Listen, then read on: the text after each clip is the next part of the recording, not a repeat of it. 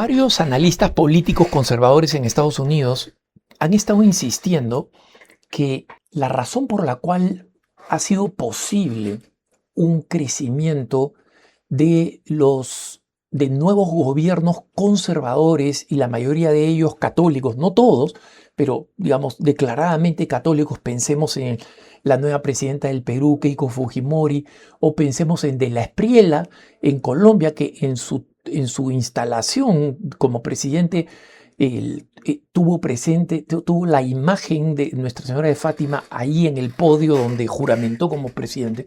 Toda esta nueva corriente ha sido posible, según estos analistas políticos aquí en Estados Unidos, pero que son observadores de mucho tiempo sobre América Latina, con el hartazgo de la población latinoamericana con las promesas del socialismo.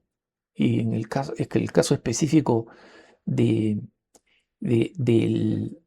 lo que hemos visto en Venezuela, lo que hemos visto en Cuba, lo que vemos en Nicaragua, es decir, mientras en América Central, por ejemplo, El Salvador y otros países comienzan a dar pasos interesantes hacia el desarrollo, Panamá, todavía con muchos desafíos, pero van dando pasos hacia adelante porque han abrazado una doctrina económica y política razonables y tajantemente opuestas a las imposiciones ideológicas de la ideología de género y LGBT, etcétera, que gastan energía, dividen a la gente y se comen recursos del Estado, porque básicamente, como nadie cree en ellas, en el pueblo nadie cree en ellas, la única manera de salir adelante es con financiación de las organizaciones del Estado. Entonces hay esta fatiga, este cansancio y esta evidencia que los sistemas socialistas, ¿por qué Chile se va de un presidente socialista que había prometido beneficios para todos pagados por el Estado a una situación de total colapso en la que el nuevo presidente, Kast, es un presidente conservador económicamente y políticamente y católico? Una de esas razones, según estos investigadores, también ha sido el hecho de que la entidad de ayuda de los Estados Unidos, que era de lejos la entidad de ayuda financiera alrededor del mundo más grande del planeta, pero de lejos, no solamente la más grande, como uno esperaría de que sea de Estados Unidos, sino la más grande del mundo de lejos, es decir, la segunda, que es toda la coalición de ayuda de la Unión Europea, no gastaba ni el 20% de lo que gastaba lo que conocemos como USAID, la AID. Pero resulta que buena parte de ese dinero no se iba a resolver problemas y necesidades directas para las cuales esta organización había sido creada en la época del presidente Kennedy, sino que comenzó a dedicar mucho dinero a proyectos que originalmente se presentaban como defensores de la democracia, algo que obviamente un país democrático poderoso quiere promover, para que terminaran en las ONGs más mantenidas y comechadas que cada uno conoce en su propio país. Yo pienso en el Perú, pienso en Colombia, la cantidad de ONGs que lo único que hacían era mantener una burocracia extraordinariamente bien pagada y que como no tenían nada que hacer, lo que hacían era publicar comunicados y conspirar. ¿Conspirar contra quién? Conspirar contra cualquier cosa que no fuera woke o progresista. Entonces, el hecho de que Petro, por ejemplo, o que en el Brasil Lula da Silva ganara por márgenes pequeños las elecciones anteriores en el Perú, lo que estuvo a punto de pasar en el Perú, es que básicamente estas ONGs invertían dinero norteamericano para crear posiciones no solamente anti-norteamericanas, sino contrarias a los intereses de las naciones en las que estaban. Porque tengan la certeza, hermano,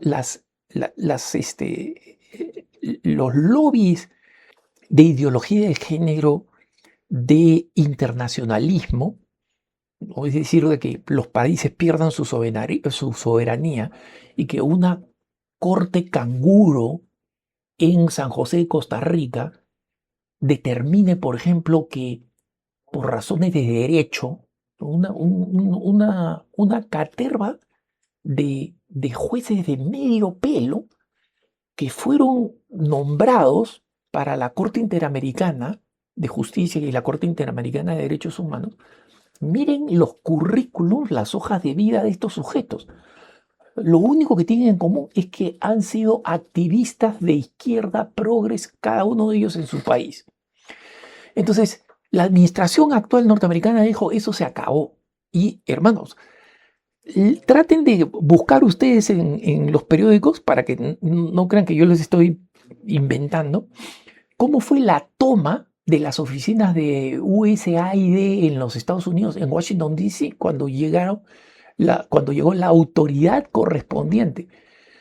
Tuvieron que intentar 3 veces entrar al edificio porque en el edificio se habían atrincherado los trabajadores con seguridad interna y tuvo que venir la policía a tomar el edificio.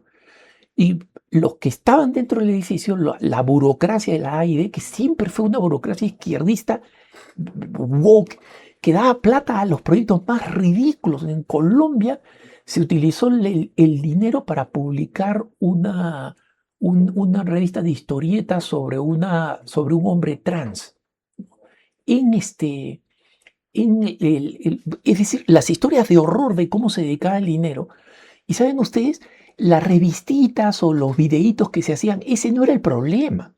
Es un problema que el dinero se dedique a producir material para lavarle el cerebro a la gente de nuestros países en contra de su cultura. Pero ese no es el problema principal. El problema principal es que ese folletito, que no lo lee ni su abuela, y esas peliculitas que han hecho, que no las ven ni sus perros, cuestan millones de dólares que estas organizaciones utilizan, o sea, justifican con esta peliculita una burocracia que se mantiene viva año tras año tras año. Y esas son las ONGs de izquierda de tu propio país.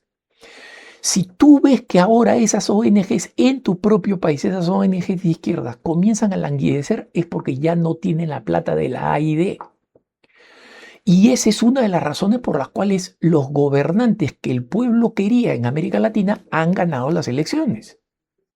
¿Por qué? Porque estas ONGs activamente utilizaban dinero norteamericano para nombrar presidentes anti-norteamericanos. Miren, Lula da Silva, gracias a la economía colosal que tiene el Brasil, ha resuelto algunos problemas de distribución y de pobreza. Eso es cierto. Los brasileños no están incómodos con la realidad económica, pero están completamente insatisfechos con la situación del crimen en el Brasil. ¿Por qué? Porque tienen una ideología internacionalista según la cual los criminales no deberían ser penalizados de forma tan dura. La policía no debería ser tan dura.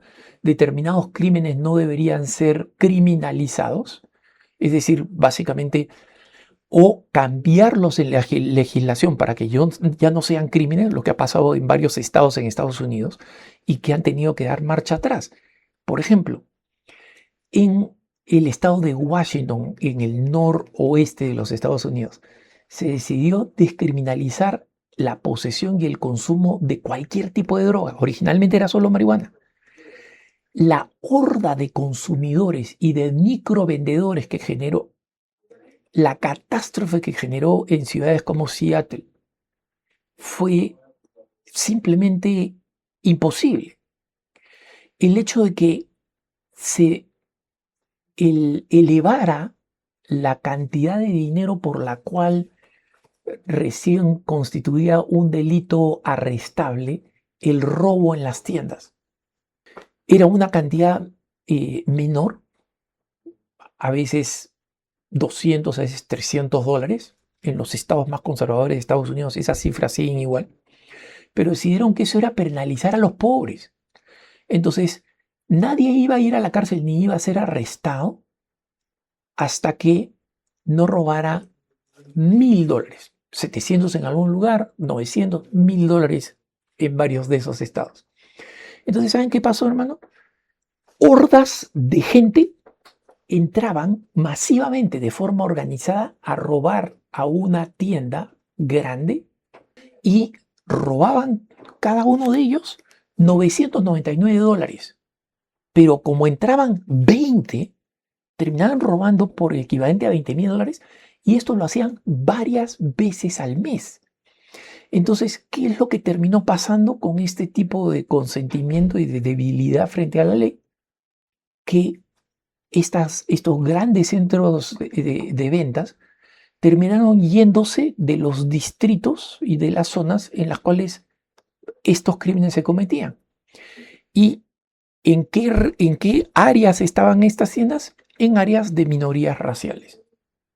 ¿Y quiénes se veían afectadas? Estas minorías raciales, porque no eran todos los que robaban. Necesitaban tiendas y en este momento en ciudades como Chicago, en ciudades como Seattle, como Los Ángeles, por ejemplo, en California, hay desiertos comerciales, hay áreas donde las farmacias como Walgreens, por ejemplo, u otras empresas de tiendas de abarrotes de venta al por mayor se han ido. Y una persona que necesita comprar cosas o paga en las pequeñas tiendas locales que ni siquiera abren al público, que atienden detrás de una reja y donde todo cuesta más caro porque venden a precio minorista, o tienen que recorrer kilómetros para terminar en otra tienda. ¿Y qué pasa con los ancianos o las personas enfermas? Todo esto es lo que ha creado el sentimentalismo woke y que ha tenido un impacto allí donde el crimen es una de las razones por las cuales la gente ha votado por un gobierno más fuerte. El Perú, Colombia. Y esa es una de las razones por las cuales el hijo de Jair Bolsonaro puede terminar ganando las elecciones a Lula da Silva en octubre en este año.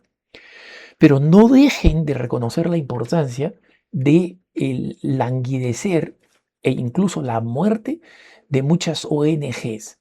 Porque miren, hermanos, las organizaciones no gubernamentales que tienen una fórmula sólida de levantamiento de fondos, una fórmula transparente, y que no realizan trabajos ideológicos, sino de servicios directos, esas son las ONGs que valen la pena. Si ustedes las ven trabajando, funcionando, cambiando vidas en el terreno, esas son las ONGs que sirven. Cuando se arma ahí la comisión de no sé cuánto de derechos humanos, de defensa del medio ambiente, todas esas organizaciones, si ustedes ven cuál es su impacto real, es cero. Lo único que hacen es darle de comer a sociólogos establecidos que de otra forma no tendrían cómo ganarse la vida. Y resulta que no solamente se la ganan, sino que se la ganan muy bien con dólares norteamericanos. Eso se ha acabado. Y eso es una excelente noticia para América Latina y para el resto del mundo. Que tengas un buen día.